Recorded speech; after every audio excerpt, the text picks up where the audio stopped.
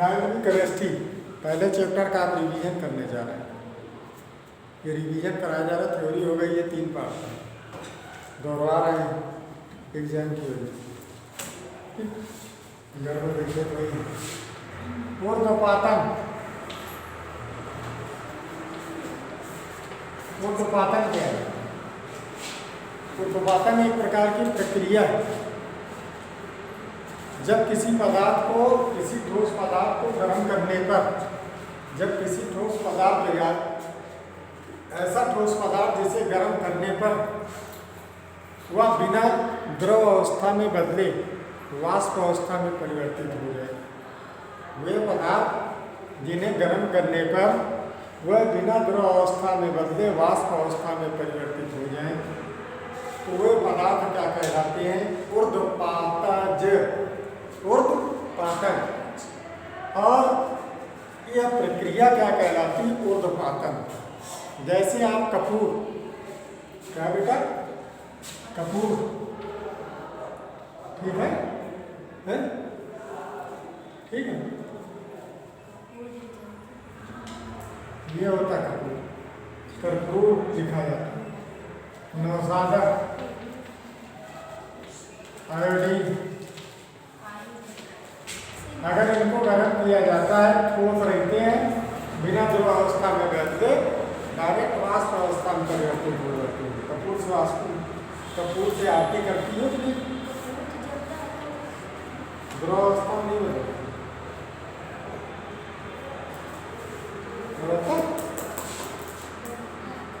गर्मियों में हम सूती कपड़े क्यों पहनते हैं? गर्मियों में सूती वस्त्र क्यों पहने जाते हैं?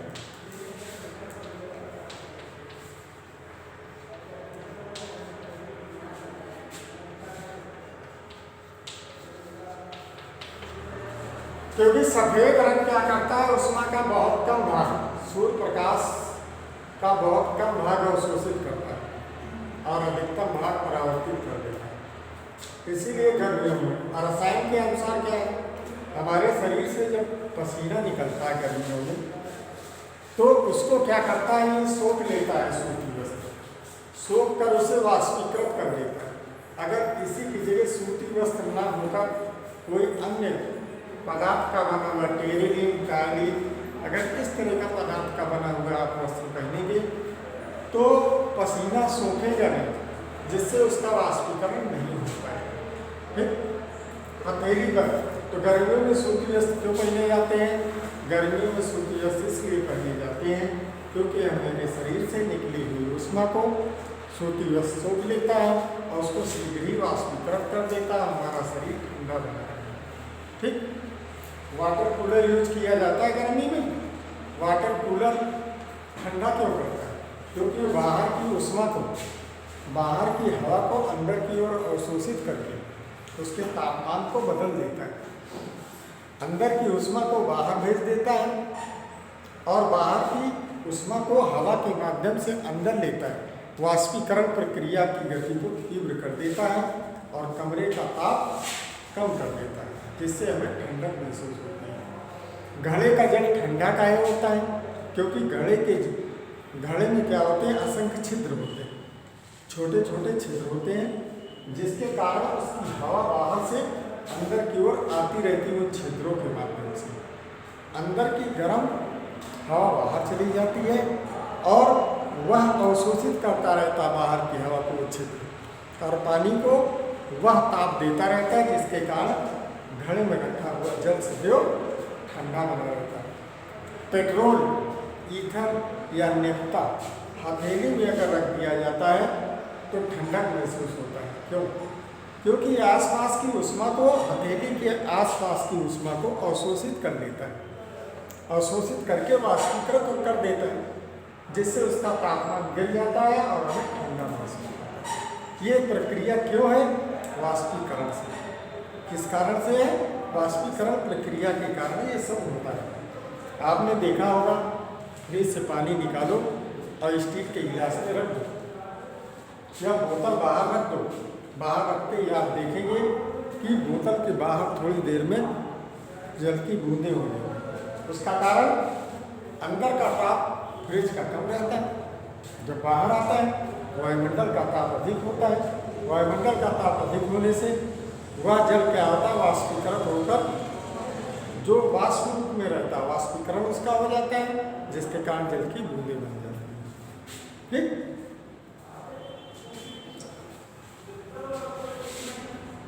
प्लाज्मा क्या है?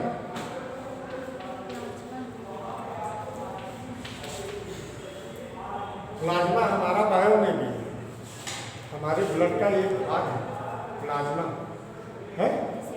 और डेंगू इस समय हो रहा है तो आपका प्लेटलेट्स जो होती है ये प्लाज्मा का ही एक अंश है, समझ रहे? प्लाज्मा चलाया जाता है जिसको व्हाइट ब्लड सेल भी कहते हैं। ठीक, WBC जब कम हो जाता है प्लाज्मा, रक्त से प्लाज्मा निकाल लिया जाता है, पानी को अलग कर दिया जाता है, यही प्लाज्मा चढ़ाया जाता है। बट केमिस्ट्री में क्या है, द्रव्य की ठोस द्रव गैस अवस्था के अलावा एक अन्य अवस्था होती है। इस अवस्था में द्रव्य के परमाणु उच्च ताप पर आयनित अवस्था में रहते हैं। माने कोई भी द्रव्य है ठोस द्रव गैस के अलावा एक अन्य अवस्था में भी होता है, जबकि उसके परमाणु उच्च ताप पर आयनित अवस्था में पाए जाते हैं। यह अवस्था क्या होती है? प्लाज्मा अवस्था। क्या होती है?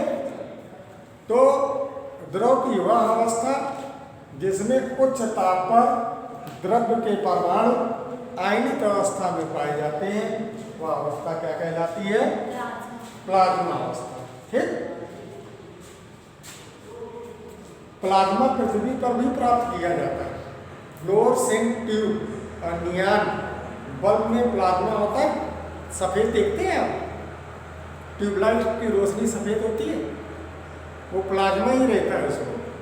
फ्लोरोसेंट ट्यूब रहती है, अर्थात आपकी जो रॉड होती है जिससे सफेद रोशनी देता है, रॉड लगी होती है, कुछ लोगों ने बल्ब लगाया होता है। अब तो इस समय जो है दूसरा वाला बल्ब, सफेद वाला बल्ब यूज करते हैं, है? तो इसमें भी क्या होती है? नियान गैस होती है। फ्लोरोसेंट ट्यूब और नियान गैस दोनों क्रिया करती है और आयनीकृत होकर उस प्रकाश देती है। बोस आइंस्टाइन कंडेंसेट, ये क्या है? बोस एक जो है वैज्ञानिक थे, रसायन थे, भारतीय भौतिक वैज्ञानिक बोस थे, सत्येंद्रनाथ बोस। सन 1920 ईस्वी में पदार्थ की पांचवी अवस्था की कुछ गणना की थी। भाई तीन अवस्था तो आपका क्या हो गया? ठोस द्रव गैस, और चौथी अवस्था क्या? उच्च ताप पर आयनिक अवस्था, जिसे प्लाज्मा अवस्था कहते हैं। और पांचवी अवस्था की भी इन्होंने गणना की थी।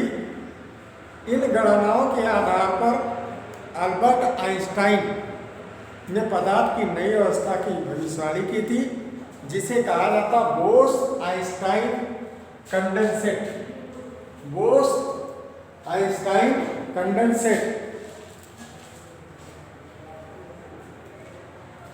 सामान्य इनके अनुसार क्या था?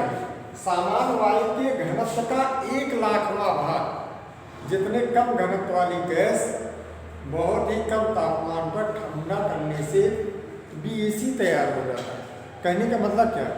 सामान्य वायु के घनत्व का 1,00,000वां भाग जितने कम घनत्व वाली गैस को, मतलब इतने कम घनत्व वाली गैस को बहुत ही कम तापमान पर ठंडा करने से बीएसी तैयार होता है, अर्थात बोस आइंस्टीन कंडेंसेट तैयार किया जाता है। 1,00,000वें भाग को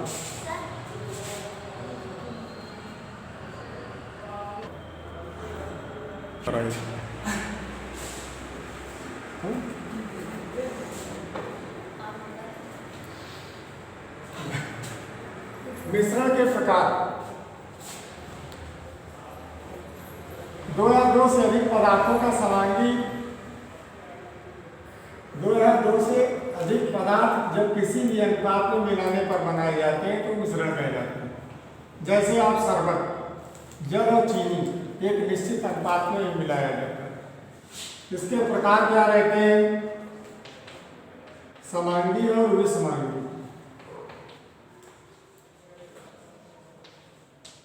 समांगी मिश्रण माने वह मिश्रण या वह मिश्रण जिसके प्रत्येक भाग का संगठन और गुणधर्म एक जैसा हो, उसे कहते हैं समांगी। जैसे शरबत, चीनी और पानी दोनों का एक निश्चित अनुपात में होता है, ठीक। और विलयन क्या होता है? जो मिल गया, शरबत एक विलयन भी है, ठीक। दूसरा क्या है? विसमांगी,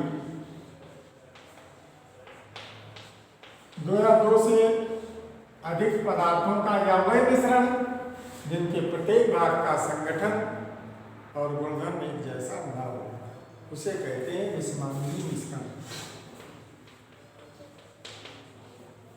जैसे नमक है, उसे मिला दो आप लोहे के टुकड़े, चाक, ठीक, तो दोनों अलग अलग रहेंगे।